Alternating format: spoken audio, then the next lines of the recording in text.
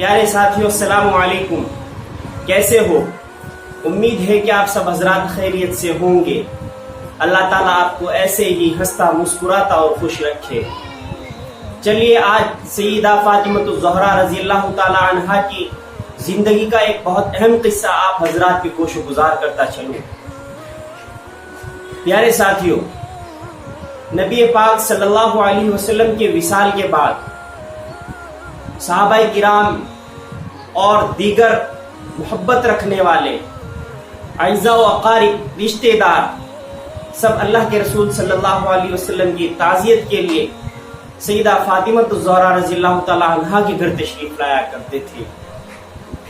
एक मर्तबा का वाक़या है कि हज़रत अब्दुल्लाह इब्न मसऊद रज़ियल्लाहु ताला अन्हु या गालिबन हज़रत अनस रज़ियल्लाहु ताला अन्हु, इन दोनों सहाबियों में से कोई एक, ज्यादातर उम्मीद हजरत अनस रज़ियल्लाहु ताला अन्हु की ही लगाई जाती है, तो वो तशरीफ लाए और आकर के वो एक किनारे पर बैठ गए।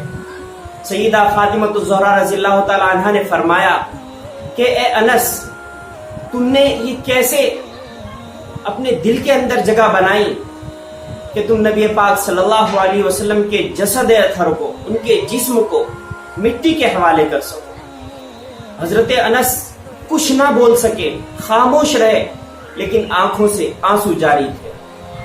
फिर फरमाया हजरत अनस ने कि हकीकत इंसान की यही है, चाहे वो कोई नबी हो, कोई रसूल हो, एक दुनिया में आने वाला कोई भी इंसान हो, सबको मिट्टी के अंदर मिल जाना है, सबको ये मिट्टी खा जाएगी। हम मिट्टी से पैदा हुए हैं और वहीं जाकर के हम दफन होकर के खत्म हो जाएंगे।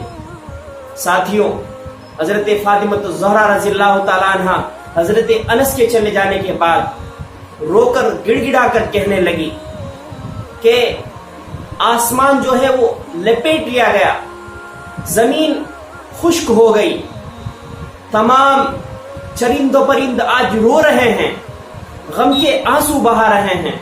अहले यमन को भी चाहिए कि वो भी अल्लाह के रसूल सल्लल्लाहु अलैहि वसल्लम के विसाल पर आंसू बहाएं।